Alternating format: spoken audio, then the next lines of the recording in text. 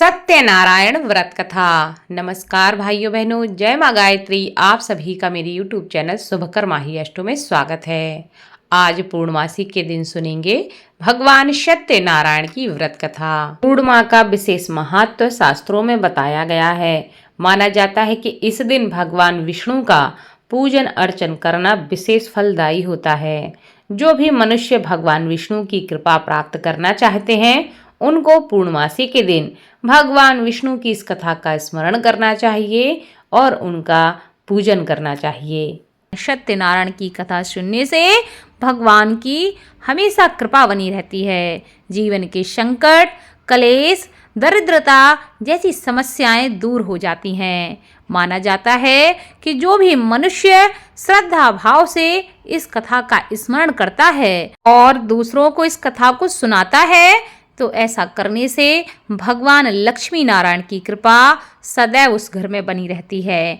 माना जाता है कि जो भी मनुष्य श्रद्धा भाव से इस कथा को सुनता है उस घर में लक्ष्मी का निवास होता है, क्योंकि जिस घर में भगवान नारायण का स्मरण होता है उस घर में माता लक्ष्मी सदा ही निवास करती हैं, क्योंकि माता लक्ष्मी नारायण की अर्धांगिनी है। और जिस घर में उनके पति का लोग स्मरण करते हैं उस घर में उनकी पत्नी सदा निवास करती हैं। इसलिए भगवान लक्ष्मी नारायण की कृपा प्राप्ति के लिए, जीवन की मनोकामनाएं पूर्ति के लिए इस कथा को अवश्य सुनना चाहिए और आपके जो अपने हैं उन्हें भी सुनाना चाहिए। आप सभी से अनुरोध है, अगर आप मेरे चैनल पर पहली बार आए हैं तो प्लीज़ हमारे चैनल को सब्सक्राइब, वीडियो को लाइक और वीडियो को ज़्यादा से ज़्यादा शेयर अवश्य करें, ताकि आपके साथ साथ आपके अपने भी भगवान सत्यनारायण की इस व्रत कथा को सुनकर लाभ ले सकें। नैमिषारण्य तीर्थ में सौनकादि 88,000 ऋषियों ने श्री सूत जी से पूछा कि हे प्रभु, इस कलयुग में वेद विद्या रहित मनुष्यों को प्रभु भक्ति किस प्रकार प्राप्त हो सकती है तथा उनका उद्धार कैसे होगा। हे मुनि श्रेष्ठ, कोई ऐसा तप, ऐसा कोई व्रत बताइए जिससे थोड़े समय में ही पुण्य प्राप्त हो सके और मनोवांछित फल की प्राप्ति हो सके। इस प्रकार की कथा सुनने की हमारी इच्छा है। सर्वशास्त्रों के ज्ञाता सूत जी कहते हैं कि हे वैष्णवों, आप सभी ने प्राणियों के हित की बात पूछी है, इसलिए मैं एक ऐसे श्रेष्ठ व्रत को आप लोगों को बताऊंगा जिसे नारद जी ने लक्ष्मी नारायण जी से पूछा था और लक्ष्मीपति ने मुनि श्रेष्ठ नारद जी से कहा था कि आप सब इसे ध्यान से सुनिए। एक समय की बात है, योगी राज नारद जी दूसरे के हित की इच्छा के लिए अनेकों लोकों में घूमते हुए मृत्यु लोक में आ पहुँचे। यहाँ उन्होंने अनेक योनियों में जन्मे प्रायः सभी मनुष्यों को अपने अपने कर्मों द्वारा अनेकों दुखों से पीड़ित देखा। उनका दुख देख नारद जी सोचने लगे कि कैसा यत्न किया जाए जिसके करने से निश्चित रूप से मानव के दुखों का अंत हो जाए। इसी विचार पर मनन करते हुए वह विष्णु लोक पहुँचे। वहाँ वह देवों के ईश भगवान नारायण की स्तुति करने लगे, जिनके हाथों में शंख, चक्र, गदा और पद्म थे, गले में वरमाला पहने हुए थे। स्तुति करते हुए नारद जी कहते हैं कि हे भगवान, आप अत्यंत शक्ति से संपन्न हैं, मन तथा वाणी भी आपको नहीं पा सकती। आपका यदि मध्य तथा अंत नहीं है, निर्गुण स्वरूप सृष्टि के कारण भक्तों के दुख को दूर करने वाले आपको मेरा नमस्कार है। नारद जी की स्तुति सुनकर भगवान विष्णु कहते हैं कि हे मुनि श्रेष्ठ, आपके मन में क्या बात है? आप किस काम के लिए यहाँ आए हैं उसे निसंकोच कहो। इस पर नारद जी कहते हैं कि मृत्यु लोक में अनेक योनियों में जन्मे मनुष्य अपने कर्मों के द्वारा अनेक दुखों को भोग रहे हैं और दुखी रह रहे हैं। हे प्रभु, आप मुझ पर दया रखते हैं तो कृपया करके बताइए कि वो मनुष्य थोड़े प्रयास से ही अपने दुखों से कैसे छुटकारा प्राप्त कर सकते हैं। भगवान श्री नारायण कहते हैं कि मनुष्य की भलाई के लिए तुमने बहुत अच्छी बात पूछी है, जिसके करने से मनुष्य मोह से छूट जाता है। वह बात मैं तुमसे कहता हूँ, सो उसे ध्यान पूर्वक सुनो। स्वर्ग लोक व मृत्यु लोक दोनों में एक दुर्लभ उत्तम व्रत है जो पुण्य देने वाला है। आज प्रेमवश होकर मैं तुम्हें उसके बारे में बताता हूँ। भगवान सत्यनारायण कहते हैं कि सत्यनारायण भगवान का यह व्रत है। अच्छी तरह विधान पूर्वक करके मनुष्य तुरंत ही यहाँ सुख भोग कर मरने के बाद मोक्ष को प्राप्त करता है। भगवान श्री हरि के वचन सुनकर नारद जी कहते हैं कि उस व्रत का फल क्या है, उसका विधान क्या है, यह व्रत किसने किया था और इस व्रत को किस दिन करना चाहिए, सविस्तार करके आप कृपया करके मुझे बताएं। भगवान नारद की बात सुनकर भगवान नारायण कहते हैं कि दुख व शोक को दूर करने वाला यह व्रत सभी स्थानों पर विजय दिलाने वाला है। मानव को भक्ति व श्रद्धा के साथ शाम को श्री सत्यनारायण की पूजा धर्म परायण होकर ब्राह्मणों व बंधुओं के साथ करनी चाहिए। भक्ति भाव से ही नैवेद्य, केले का फल, घी, दूध और गेहूं का आटा सवाया लें। गेहूं के स्थान पर साठी का आटा, शक्कर तथा गुड़ लेकर वह सभी भक्षण योग्य पदार्थों को मिलाकर भगवान को भोग लगाएं। ब्राह्मणों सहित बंधु बांधवों को भी भोजन कराएं। उसके बाद स्वयं भोजन करें। भजन कीर्तन के साथ भगवान की भक्ति में लीन हो जाएं। इस तरह से सत्यनारायण भगवान का यह व्रत करने पर मनुष्य की सारी मनोकामनाएं निश्चित रूप से पूरी होती हैं। इसी कलिकाल अर्थात कलयुग में मृत्यु लोक में मोक्ष का यही सबसे सरल और उत्तम उपाय बताया गया है। इति श्री सत्यनारायण व्रत कथा प्रथम अध्याय संपूर्णम। दूसरे अध्याय में सूत जी कहते हैं कि हे ऋषियों, जिसने पहले समय में इस व्रत को किया था उसका इतिहास मैं तुमसे कहता हूँ, सो उसे तुम ध्यान से सुनो। सुंदर काशीपुरी नगरी में एक अत्यंत निर्धन ब्राह्मण रहता था। भूख प्यास से परेशान वह धरती पर घूमता रहता था। ब्राह्मणों से प्रेम करने वाले भगवान ने एक दिन ब्राह्मण का वेश धारण करके उसके पास जाकर पूछा, हे विप्र, नित्य दुखी होकर तुम पृथ्वी पर क्यों घूमते रहते हो? दीन ब्राह्मण कहता है, मैं निर्धन ब्राह्मण हूँ, भिक्षा के लिए धरती पर घूमता रहता हूँ। हे भगवान, यदि आप इसका कोई उपाय जानते हो तो कृपया करके मुझे बताइए। वृद्ध ब्राह्मण कहता है कि सत्यनारायण भगवान मनोवांछित फल देने वाले हैं, इसलिए तुम उनका पूजन करो। ऐसा करने से मनुष्य के सभी दुख दूर हो जाते हैं और मनुष्य को दुखों से मुक्ति मिलती है। वृद्ध ब्राह्मण बनकर आए सत्यनारायण भगवान उस निर्धन ब्राह्मण को व्रत का सारा विधान बताकर अंतर ध्यान हो जाते हैं। ब्राह्मण मन ही मन सोचने लगा कि जिस व्रत को वृद्ध ब्राह्मण करने को कह गया है, मैं उसे जरूर करूंगा। यह निश्चय करने के बाद उसे रात में नींद नहीं आई। वह सवेरे उठकर सत्यनारायण भगवान के व्रत का निश्चय करके भिक्षा के लिए चल दिया। उस दिन निर्धन ब्राह्मण को भिक्षा में बहुत सारा धन मिला, जिससे उसने बंधु बांधवों के साथ मिलकर भगवान श्री सत्यनारायण का व्रत संपन्न किया। भगवान सत्यनारायण का व्रत संपन्न करने के बाद वह निर्धन ब्राह्मण सभी दुखों से छूट गया और अनेक प्रकार की संपत्तियों से युक्त हो गया। उसी समय से यह ब्राह्मण हर माह इस व्रत को करने लगा। इस तरह से सत्यनारायण भगवान के व्रत को जो मनुष्य करेगा वह सभी प्रकार के पापों से छूटकर मोक्ष को प्राप्त होगा। जो मनुष्य इस व्रत को करेगा वह भी सभी दुखों से मुक्त हो जाएगा। सूत जी कहते हैं कि इस तरह से नारद जी से नारायण जी ने कहा था कि सत्यनारायण व्रत को मैंने तुमसे कहा है। हे विप्रो, अब मैं क्या कहूँ।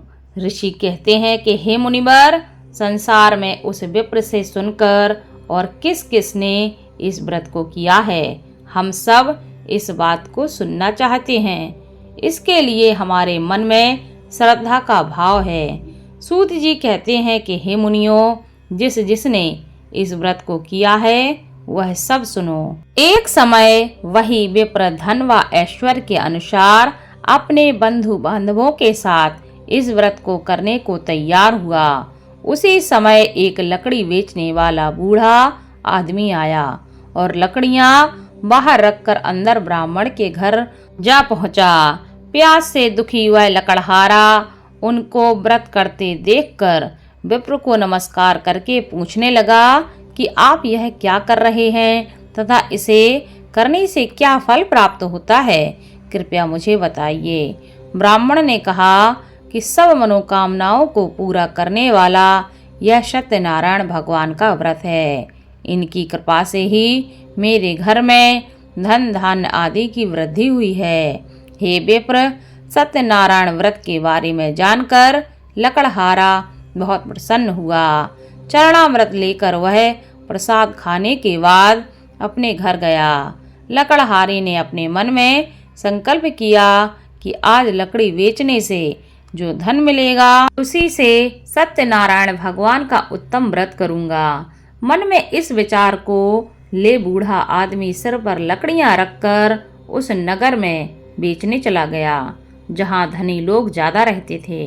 उस नगर में उसे अपनी लकड़ियों का दाम पहले से 4 गुना अधिक प्राप्त होता है। बूढ़ा प्रसन्नता के साथ दाम लेकर केले, शक्कर, घी, दूध, दही और गेहूं का आटा ले आता है और भगवान सत्यनारायण के व्रत की अन्न सामग्रियां लेकर अपने घर गया। वहां उसने अपने बंधु बांधवों को बुलाकर विधि विधान से सत्यनारायण भगवान का पूजन और व्रत किया।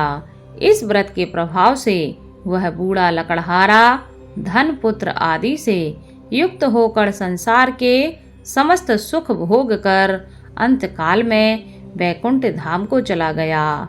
इति श्री सत्यनारायण व्रत कथा द्वितीय अध्याय संपूर्णम।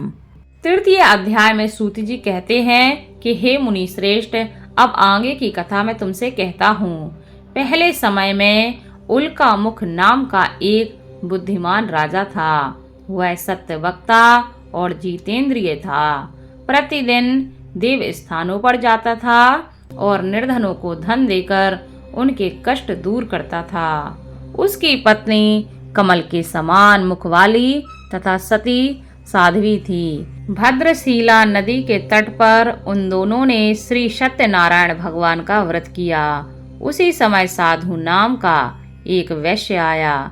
उसके पास व्यापार करने के लिए बहुत सा धन भी था।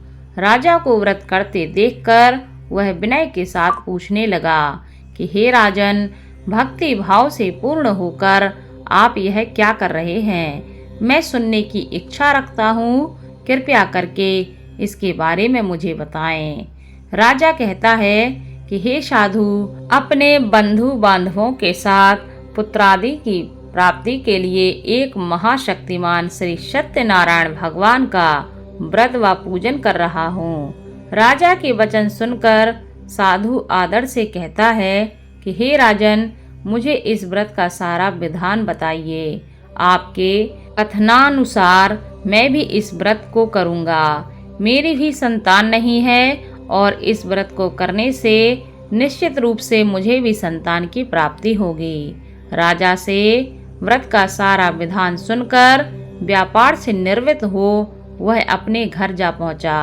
साधु वैश्य ने अपनी पत्नी को संतान देने वाले इस व्रत का वर्णन कह सुनाया और कहा कि जब मेरी संतान होगी तब मैं इस व्रत को करूँगा। साधु ने इस तरह के वचन अपनी पत्नी लीलावती से कहे।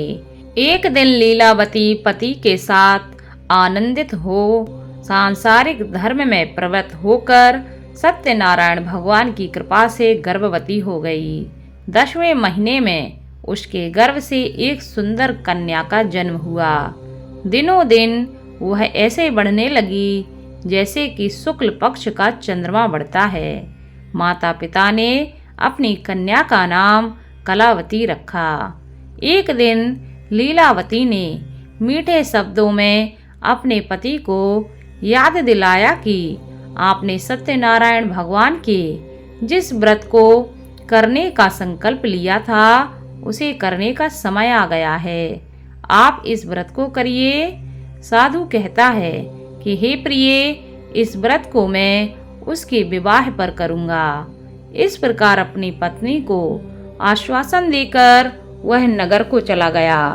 कलावती पिता के घर में रहकर वृद्धि को प्राप्त हो गई। साधु ने एक बार नगर में अपनी कन्या को सखियों के साथ देखा तो तुरंत ही दूत को बुलाया और कहा कि मेरी कन्या के लिए योग्य वर ढूंढ कर लाओ। साधु की बात सुनकर दूत कंचन नगर में जा पहुंचा और वहां देखभाल करके लड़की के सुयोग्य बाणिक पुत्र को ले आया। सुयोग्य लड़के को देखकर साधु ने बंधु बांधवों को बुलाकर अपनी पुत्री का विवाह कर दिया। लेकिन दुर्भाग्य की बात ये कि साधु ने अभी भी सत्यनारायण भगवान का व्रत नहीं किया। इस पर भगवान सत्यनारायण को क्रोध आ गया और उन्होंने श्राप दिया कि साधु को अत्यधिक दुख मिले। अपने कार्य में कुशल साधु बनिया जमाई को लेकर समुद्र के पास स्थित होकर रत्नाशारपुर नगर में गया। वहां जाकर दामाद ससुर दोनों मिलकर चंद्रकेतु राजा की नगर में व्यापार करने लगे। एक दिन भगवान सत्यनारायण की माया से एक चोर राजा का धन चुराकर भाग रहा था। उसने राजा के सिपाहियों को अपना पीछा करते देख चुराया हुआ धन वहां रख दिया जहां साधु अपने जमाई के साथ ठहरा हुआ था। राजा के सिपाहियों ने साधु वैश्य के पास जाकर राजा का धन पड़ा देखा तो वह ससुर जमाई दोनों को बांधकर प्रसन्नता से राजा के पास ले आए और कहा कि उन दोनों चोरों को हम पकड़ लाए हैं, आप आगे की कार्रवाई की आज्ञा दें। राजा की आज्ञा से उन दोनों को कठिन कारावास में डाल दिया गया और उनका सारा धन भी उनसे छीन लिया गया। भगवान सत्यनारायण के श्राप से साधु की पत्नी भी बहुत दुखी हुई। घर में जो धन रखा था उसे चोर चुरा ले गए। शारीरिक तथा मानसिक पीड़ा व भूख प्यास से अति दुखी हो अन्न की चिंता में कलावती के ब्राह्मण के घर आई। वहां उसने श्री सत्यनारायण भगवान का व्रत होते देखा, फिर कथा भी सुनी। वह प्रसाद ग्रहण कर वह रात को घर वापस आई। माता के कलावती से पूछा कि हे पुत्री, अब तक तुम कहाँ थी? तेरे मन में क्या है? कलावती ने अपनी माता से कहा कि हे माता, मैंने एक ब्राह्मण के घर में सत्यनारायण भगवान का व्रत देखा है। कन्या के वचन सुनकर लीलावती भगवान के पूजन की तैयारी करने लगी। लीलावती ने परिवार व बंधु बांधवों सहित सत्यनारायण भगवान का पूजन किया और उसने वर मांगा कि मेरे पति तथा जमाई शीघ्र ही घर वापस आ जाएं।